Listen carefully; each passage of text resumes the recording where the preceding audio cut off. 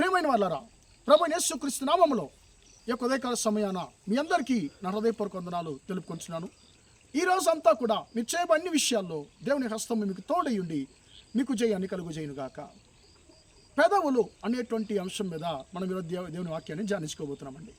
కీర్తన 141 కీర్తన 3వ వచనం ఇలా సెలవిస్తుంది, యెహోవా నా నోటికి కావలి ఉంచుము, నా పెదవుల ద్వారముకు కాపు పెట్టుము అనేటువంటి మాటను చదువుతున్నాం. ప్రియమైన ఈ మాట చదివినప్పుడు నిజంగానే మనకు అరే ఇదేంటిది, నోటికి కావలి అడుగుతున్నాడే, పెదవుల ద్వారాన్ని కాపు పెట్టమంటున్నాడు, ఇదేంటిది అని చెప్పి మనం అనుకుంటామండి. ఎందుకంటే బాగా యొక్క వచనాన్ని ధ్యానిస్తే మన నోటి మాటల ద్వారా మనం ఏదైతే మనం విత్తుతామో అదే మనం పొందుకుంటాం. అంటే మరణ జీవములు 4 వశం ఉన్నాయంట. దాని యందు తృప్తిపడువారు దాని ఫలము తిందురు, ప్రీతిపడువారు దాని ఫలము తిందురు అని.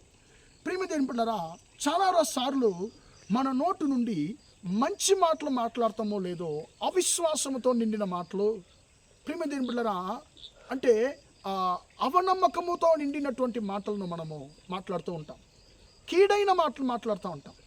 ఈ రోజుల్లో చాలా అంటే మన దేవుని బిడ్డలో ఉపయోగించే మాట ఏంటంటే, అయ్యో అలా జరిగితే నేను ఏం చేయాలి, ఇలా జరిగితే నేను ఏం చేయాలి, అది అట్లవుతుందేమో అని చెప్పి మనం ఊహించడము చాలా మనకు ఎక్కువ, ఆ యొక్క అలవాటు ఎక్కువ అండి. కాబట్టి మనం మంచిని కూడా ఊహించడం లేదు, కాబట్టి మనం మంచిని మాట్లాడలేకపోతున్నాం. కీడునే ఊహిస్తున్నాము, కీడునే మనం ఆలోచిస్తున్నాం, కీడైన మాటలే మనం పలుకుతున్నాం. ప్రియమైన దేవుని బిడ్డలారా, కాబట్టి కీర్తనకారుడు అంటున్నాడు, యెహోవా నా నోటికి కావలి ఉంచుము, నా పెదవుల ద్వారముకు కాపు పెట్టుమంటున్నాడు. ప్రియమైన దేవుని బిడ్డలారా, యోబు భక్తుని యొక్క పెదవుల గురించి పరిశుద్ధ గ్రంథం సాక్ష్యం ఇస్తుంది. యోబు గ్రంథము 1వ అధ్యాయము మనము 20వ వచనం చూసినట్లయితే, వీటన్నిటిలో యోబు దేవుడు అన్యాయస్తుడు అని చెప్పి చెప్పలేదంటండి. ఆయన దేవుడి గురించి ఏది కూడా ఆయన అవనమ్మకంగా, అంటే దేవుడి మీద నింద మోపే ప్రకారంగా యోబు ఏం మాట్లాడలేదు. 2వ అధ్యాయము 10వ వచనం గమనించినట్లయితే 9-10లో వీటన్నిటిలో యోబు తన నోటి మాటతో పాపం చేయలేదు, తన పెదవులతో పాపం చేయలేదంట. ప్రియమైన దేవుని బిడ్డలారా, ఒకవైపేమో సమస్తాన్ని కోల్పోయి ఉన్నాడు, శరీరంలో భయంకరమైనటువంటి వేదన ఉంది, సొత్తంతా కూడా ఆస్తంతా కూడా కోల్పోయింది, భార్య నిందిస్తుంది, నువ్వు చనిపో, ఎందుకు ఇంకా నువ్వు ప్రాణంతో ఉండడము, దేవుని దూషించి నువ్వు చనిపో అని చెప్పి భార్య అంటుంది, కట్టుకున్న భార్య, ప్రాణ స్నేహితులు ఆయన నిందిస్తున్నారు. అలాంటి పరిస్థితుల్లో ప్రియమైన దేవుని బిడ్డలారా, ఆయన నోటిని చాలా జాగ్రత్తగా ఆయన కాపాడుకున్నాడు. ఈ రోజుల్లో మనతో కొంతమంది ఉంటారండి, వారు మనల్ని ఎప్పుడు కూడా రచ్చగొడుతూ ఉంటారు. అంటే చెడు మాటలను మాట్లాడడానికి, చెడుని విత్తడానికి మనల్ని ఏం చేస్తుంటారంటే చాలామంది రచ్చగొడుతూ ఉంటారండి. కానీ మన నోటిని ఎలాంటి సందర్భంలో కూడా మనము సందేహముతో, అవిశ్వాసముతో నిండినటువంటి మాటలు, కీడును కలిగించేటువంటి మాటలు మనం మాట్లాడకుండా, కీడుని విత్తకుండా చాలా జాగ్రత్తగా మన నోటిని మనము కాపాడుకోవాలి. ఎందుకంటే మన మీద దేవుని యొక్క అభిషేకం ఉంది, దేవుడు ఇచ్చినటువంటి అధికారం మన నాలుకలో, నోట్లో ఉంది. కాబట్టి మనం ఏదైతే విత్తుతామో అదే మనం పొందుకుంటామండి. ప్రియమైన దేవుని బిడ్డలారా, మన నోరు, మన నాలుక, మన పెదవులు ఎలాగున్నాయి, దేన్ని విత్తుతున్నాయి, ఎలాంటి మాటలు విత్తుతున్నాయి, ఒకసారి ఆలోచిద్దామండి.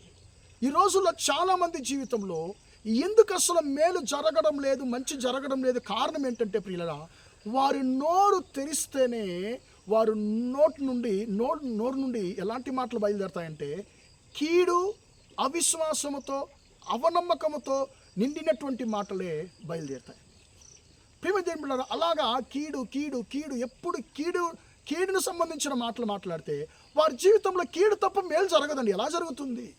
ఎందుకంటే వారు కీడునే ఊహించుకుంటున్నారు, కీడునే మాట్లాడుతున్నారు, కీడును ప్రేమిస్తున్నారు, కాబట్టి కీడే జరుగుతుంది. ప్రియమైన దేవుని బిడ్డలారా, మన జీవితంలో ఎంతవరకు మనము అపనమ్మకాన్ని కలిగించేటువంటి మాటలు, కీడుకు సంబంధించినటువంటి మాటలు మనం మాట్లాడుతూ ఉన్నట్లయితే ఈరోజు మన జీవితాన్ని, మన నోరుని, మన పెదవుల్ని దేవుని దగ్గర అప్పగిద్దామయ్యా.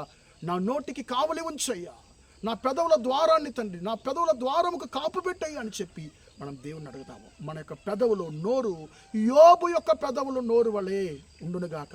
సమస్తాన్ని కోల్పోయినటువంటి ఆ వ్యక్తి అంటున్నాడు, ఆయన నన్ను శోధించిన తర్వాత నేను సువర్ణముగా నేను మారేదను.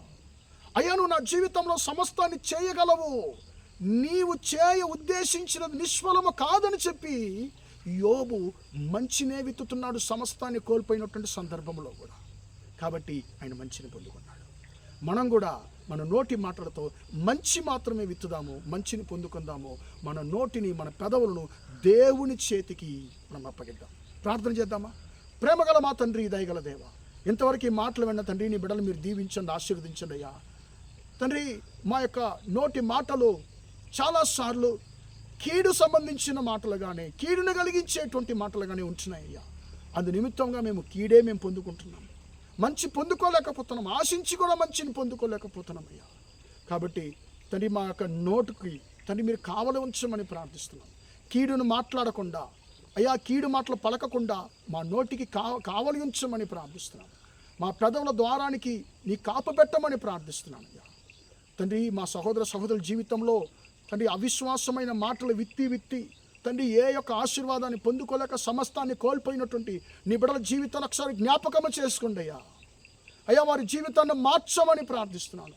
వారి యొక్క కీడంతా కూడా యేసయ్య నామములో మేలుగా మారునుగాక తండ్రి. యేసయ్య నామములో తండ్రి అయ్యా, మా పెదవులో మా నోరు ఇక మీద తండ్రి మంచిని విత్తి, జీవమును విత్తి, మంచిని, జీవమును, ఆశీర్వాదాన్ని పొందుకునేటువంటి జీవితాన్ని, పెదవులను, నోరును మాకు దయచేయమని ప్రార్థిస్తున్నాను.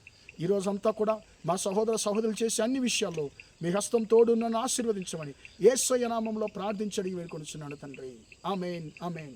ప్రియమైన వారలారా, దేవుడు మిమ్మల్ని దీవించి ఆశీర్వదించును గాక. Praise the lord, praise the lord.